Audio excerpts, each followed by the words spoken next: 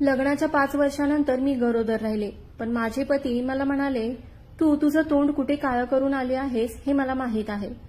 हे मूल माझं नाही. हे ऐकून मला आश्चर्याचा धक्काच बसला.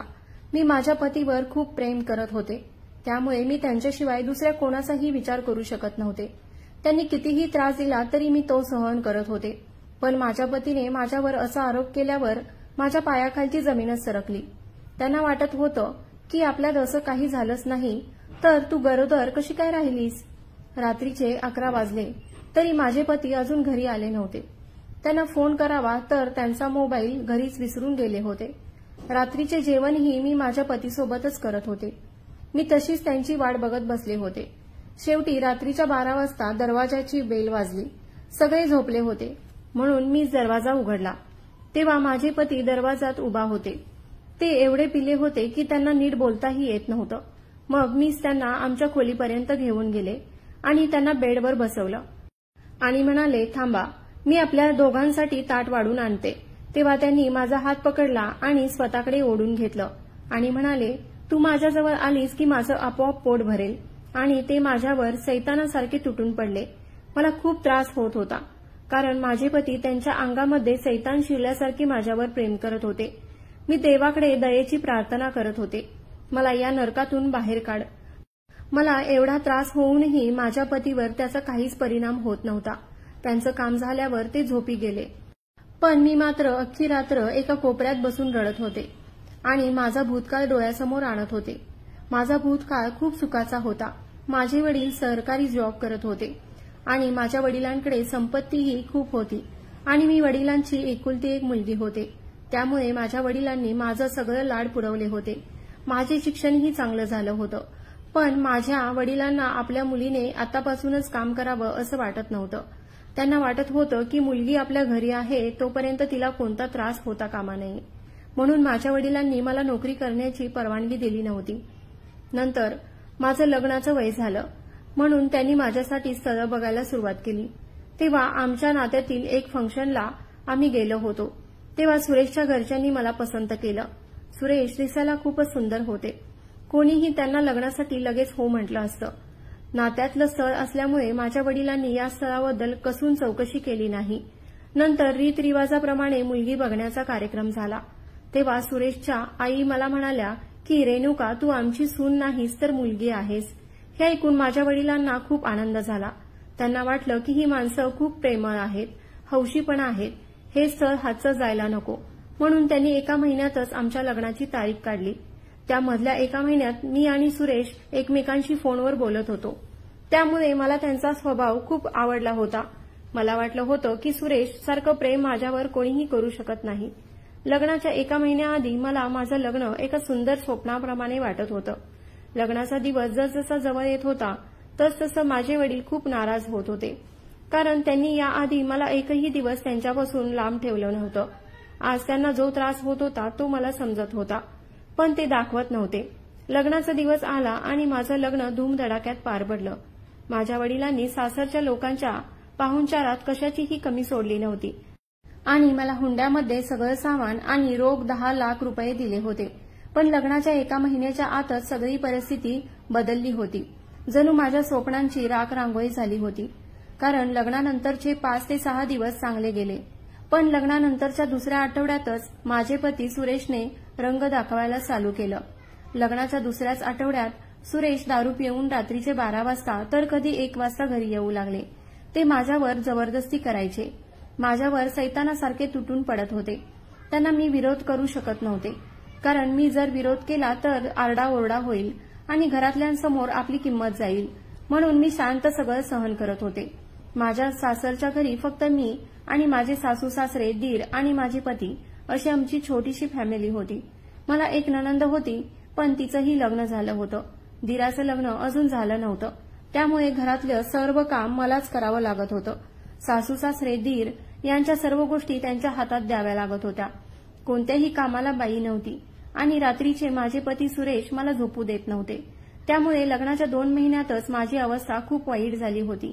मला माझ्या वडिलांची खूप आठवण येत होती, पण मी त्यांना काही सांगू शकत नव्हते, कारण त्यांना बीपीचा त्रास होता. माझी ही अवस्था सांगितली असती तर त्यांचा त्रास अजून वाढला असता. म्हणून मी गप्प सगळं सहन करत होते.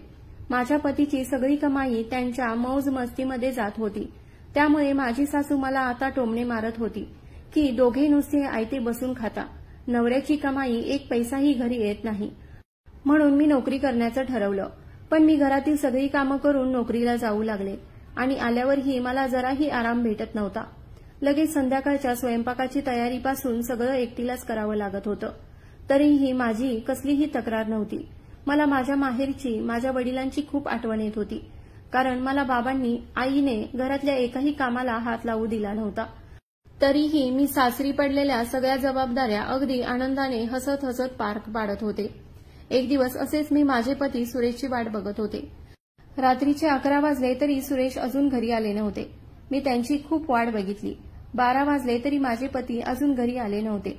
नंतर थोड्या वेळाने ते घरी आले तेव्हा त्यांनी खूप दारू पिली होती. त्यांना नीट चालताही येत नव्हतं. ते डायरेक्ट आमच्या रूमकडे आले आणि बेडकडे जाताना त्यांचा तोल गेला आणि ते खाली पडले. मी त्यांना उठवून बेडवर झोपवलं. तेव्हा त्यांना कशाचेही भान नव्हतं. ते मला मिठीत घेऊन माझ्यावर सैतानासारखं तुटून पडले. मला खूप त्रास होत होता. मी देवाकडे दयेची विनवणी करत होते. कारण आज लग्नाला 5 वर्ष झाली तरी रोज रात्री माझ्यावर अत्याचार होत होता. मी रात्रभर रडत राहिले. दुसऱ्या दिवशी मला कामावर जायचं होतं. म्हणून मी लवकर उठून आंघोळ केली आणि सर्वांसाठी नाश्ता बनवला. माझे पती अजून उठले नव्हते. सगळे नाश्ता करत होते तेव्हा माझी सासू मला म्हणाली, रेणुका, तुझा नवरा घरी पैसे देत नाही आणि उद्या तुम्हाला तुमच्या संसारासाठी पैसे कुठून येणार? तुला ही पगार खूप कमी आहे. तेव्हा तू तुझ्या वडिलांकडे तुझ्या हिस्स्याचा, संपत्तीचा वाटा माग, असा त्यांनी हट्ट धरला.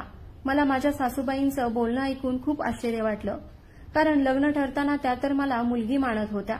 मग या अशा कशा काय माझ्या वडिलांच्या संपत्तीवर माझा हक्क आहे असं म्हणू शकतात? असं मनात माझ्या विचार आला.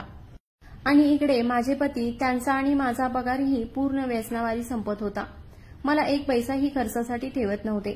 मला माझ्या मूलभूत गरजा भागवण्यासाठीही थोडाही पैसा शिल्लक राहत नव्हता. हा सगळा विचार करत मी कामावर निघाले होते. तेवढ्यात माझ्या समोरून माझ्याच कंपनीमध्ये काम करणाऱ्या एका मुलाची बाईक दिसली. त्याने मला बघितले आणि माझ्याजवळ येऊन बाईक थांबवली आणि मला म्हणाला, बसा मॅडम, मी तुम्हाला सोडतो कंपनीमध्ये. तेव्हा मी त्याला म्हणाले, नको, मी जाईन. पण त्याने खूपच आग्रह केला आणि तेव्हा मला कंपनीमध्ये जायला पण खूपच उशीर झाला होता आणि माझ्याकडे रिक्षा करण्यासाठीही पैसे नव्हते. त्यामुळे मी त्याच्या बाईकवर बसून कंपनीमध्ये गेले. पण जेव्हा घरी आले तेव्हा सगळ्यांच्या चेहऱ्यावर माझ्याविषयी राग दिसत होता. मला काय झालं आहे ते काहीच समजत नव्हतं. मी घरामध्ये पाऊल टाकताच माझ्या पतीने माझ्या गालावर जोराची कानाखाली मारली आणि मला म्हणाले, आमच्या माघारी कसले कसले धंदे करतेस काय माहीत? मला ते काय बोलत आहेत काहीच समजलं नाही. नंतर मी त्यांना म्हणाले, प्लीज तुम्ही मला काय म्हणत आहात ते काहीच समजत नाही. प्लीज मला समजेल असे बोलाल का? तेव्हा ते म्हणाले, तुझ्यासारख्या बाईच्या तोंडाला लागणं म्हणजे मूर्खपणाचं काम आहे. आणि ते निघून गेले. माझे सासू सासरेही 2 दिवस माझ्याशी बोलले नाहीत. 2 दिवसांनी माझ्या पोटात खूप दुखायला लागलं आणि मला खूप गरगरायला लागलं होतं. पण मला दवाखान्यात जाण्यासाठी एकही पैसा माझ्याकडे शिल्लक नव्हता. मी पगार होण्याची वाट बघत होते, जेणेकरून मी डॉक्टरांकडे चेकअप करण्यासाठी जाईन आणि उपचार करेल. 1 आठवडा कसा तरी काढला आणि आज माझा पगाराचा दिवस होता. पण माझा पगार अगोदरच माझ्या पतीने घेतला होता आणि महिना संपताना माझ्याकडून सगळे पैसेही घेतले होते. नंतर मला खूपच त्रास होत होता म्हणून मी चेकअपसाठी माझ्या वडिलांकडून पैसे घेतले. तेव्हा त्यांनी मला विचारलं. मला राहवलं नाही म्हणून मी माझी सगळी कहाणी त्यांना सांगून टाकली. पण माझे वडील खूप चांगल्या स्वभावाचे होते. त्यामुळे कधीही कोणाबद्दल वाईट विचार ते करत नव्हते. आणि कोणतेही वडील अगोदर आपल्या मुलीला समजावून सांगतात, कारण त्यांना तिचा संसार वाचवायचा असतो. माझ्या वडिलांनीही तेच केलं. मला ते म्हणाले, पती पत्नीचे पैसे, घर, सगळं काही एकमेकांचंच असतं. त्यामुळे त्यांनी तुझे पैसे घेणं हे काही विशेष गोष्ट नाही. ही सामान्य बाब आहे. या गोष्टीवर जास्त विचार करू नको, असे म्हणून माझ्या वडिलांनी मला 4 गोष्टी समजावून सांगितल्या आणि मला चेकअपसाठी हॉस्पिटलमध्ये घेऊन गेले. तेव्हा जे काही समोर आलं ते पाहून माझ्या वडिलांचे आणि माझे भानच हरपले.